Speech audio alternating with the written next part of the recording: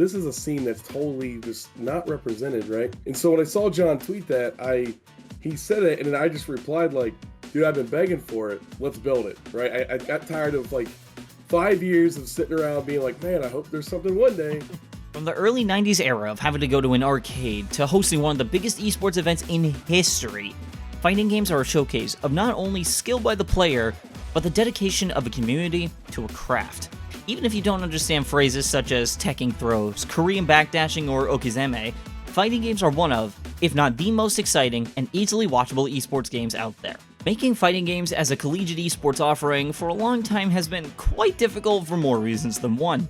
One organization, however, seeks to change this trend and showcase the excitement of collegiate fighting games, the CFGC. The Collegiate Fighting Game Conference, aka the CFGC, is a new online collegiate esports division created by Jason Clark of Indiana University, Tom Screech of the University of Plymouth, and many other co-founders across the collegiate esports community. Created in the summer of 2023 from an idea sparked on Twitter/X, the CFGC seeks to not only create a new area for students to compete, but also to expand the potential of what collegiate esports can be. But what exactly lit the spark? What really sparked it was John Merritt, who's the director at Oklahoma Wesleyan, had tweeted out something along the lines like, is there anything out there for like fighting games, like Tekken, Street Fighter, that sort of stuff? When I saw that, I had like flashbacks because I had tweeted that multiple times before as well. Hey, is there anything for Street Fighter? Hey, is there anything for this? Is there anything for Tekken? And it'd always be like, well, you could do Smash Brothers, which is fine, but like that's not what they wanted to play, right? And part of it is I always thought, like, I started looking back, the kids that always asked me about those weren't like, they were kids of color and they were girls and stuff like that. And I was like, this is a scene that's totally just not represented, right? And so when I saw John tweet that, he said it, and then I just replied like, dude, I've been begging for it. Like, let's build it, right? I got tired of like 5 years of sitting around being like, man, I hope there's something one day. The problem I had when they said let's build it is I've never done this in my life, man. So that's when we started to jump off from there. And so it was that mix of, we know the kids want it, right? We know that like someone has to build it, and two, there's space for it because the only fighting game representation really was Smash. And so it was like, we have a gap, we know the kids want it. Let's finally give the kids what they want, and let's try this and see what happens. The love for fighting games started in one place, the arcade. While other major esports titles did technically have the option to be played with friends in person at LAN parties and or PC cafes, the core player base mainly had the convenience of playing their game on their home console or PC. With early fighting games, you had to go to an arcade. It was where all the latest releases happened, it was where the best players were, and it was the best place to find people who loved what you love, as well as make more friends in the scene. Because of this arcade culture, fighting games are the grassroots competitive video game genre, and the CFGC wants to recreate that. The best experiences with fighting games is when you can all get there and sit around. I mean, it comes from the old arcade days, right? When we'd go and try and beat the old high scores, and then you'd go and see the joysticks and the 3 buttons, and you'd go, what the hell is this? You'd play it for like 4 hours, and then you'd sit at home going, I need to go back to the arcade. Only fighting games have that really unique esports experience. When it comes to creating an entire esports conference, you can't just have yourself and 1 or 2 people make it and cover every single one of your needs. Jason and Tom knew about this immediately, so they reached out to those who had both collegiate esports and FGC knowledge. And the first thing you do is you look for the people you know, right? You look for your network, your community. And I think Tom's done it pretty cool where he's slow rolled it into incorporating those around him as well, like his students and his teaching. And it's it's just a cool thing on a community base. It's become like a teaching tool as well as it's reaching out like a vine, man. It's going everywhere, and it's beautiful to see. I'm going to handle a lot of this like business, logistics side. Tom's got the business side. John's more of like a content because he's a Twitch partner, that kind of stuff. And then Andrew's kind of like learning, going through the process as well. We're at the point that, we're going to need to start growing, and that means bringing in partners and bringing in people that are going to help build the stream and help, just bring a little extra to the players and some more. Then we were looking at like, okay, we're going to have a lot of clubs because it's FGC. They don't have much varsity representation.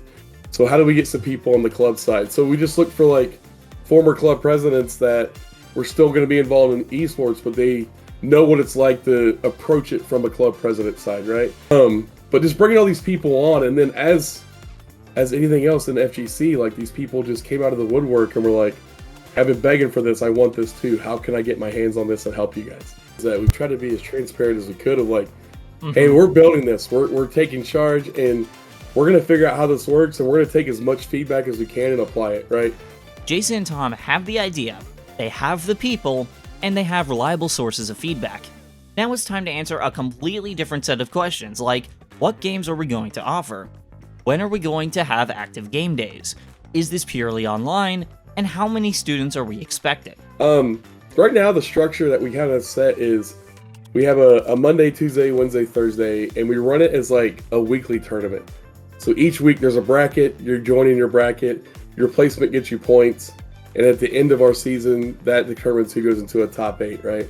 And that's kind of our beta, and we're liking it, right? That's how people in FGC are pretty familiar with that setup, right?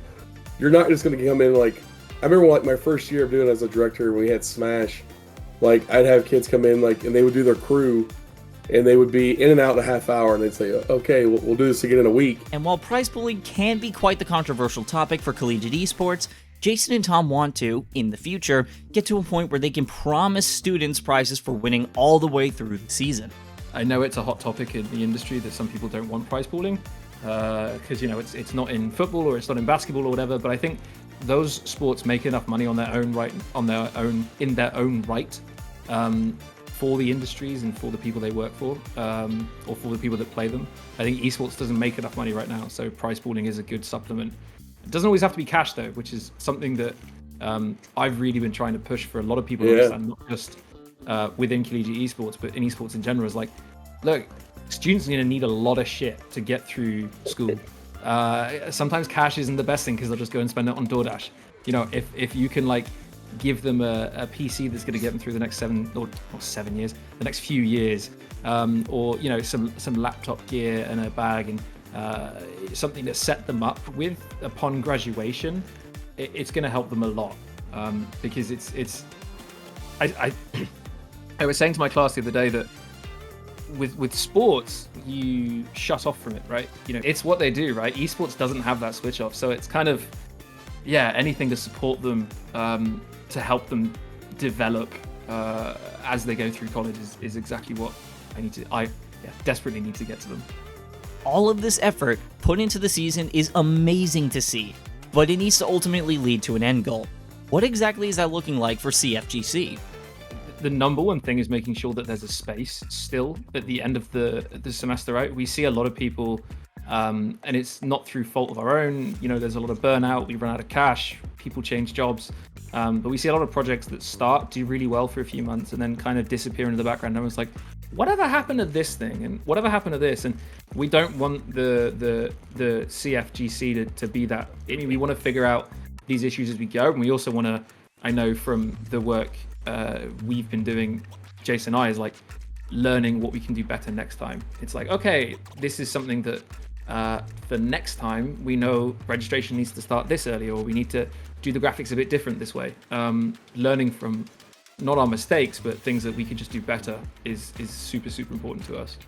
And that's a sign of success for us, right? And then as we hear kids say, and students say, hey, like, this is something we look forward to because we've created, essentially, we'll call it a product that they want to be a part of, then that's a success for us, right? There's still one major problem to solve with creating any organization or league. You need players. And to get players, you need to advertise. But how do you advertise a brand new league and plan to make competition within such a short amount of time? I think for the time being, and probably the foreseeable future, it's going to be like just word of mouth as we grow, right? And I think that was like our initial people, and I've had a few people say that, like, yeah, I wasn't sure what you guys were all about, but then I see some people I recognize. We put it out like an interest form, right? And there's a lot of, like you said, it was that first thing, and people were like, okay, I have interest in this, and they filled out like just our interest form. Because as we were talking about, like, hey, this is a real thing, we know that from word, like, we've talked to kids, they want it, directors are interested in it. Combining a grassroots community approach with word-of-mouth advertising and multiple titles for everyone to play, the CFGC is the next upcoming advancement in collegiate esports. With a full beta season already complete, Jason and Tom are one step closer to making something truly memorable to students, coaches, managers, and spectators across the entire nation. Thank you to Jason and Tom for giving Collegiate Esports News the opportunity to talk about the Collegiate Fighting Game Conference. If you would like to learn more about the CFGC, please visit cfgc.gg or click the link in the description down below. If you like this content, please like this video and share it with others who love fighting games or collegiate esports in general. For more coverage of CFGC and other esports titles, stay tuned to Collegiate Esports News.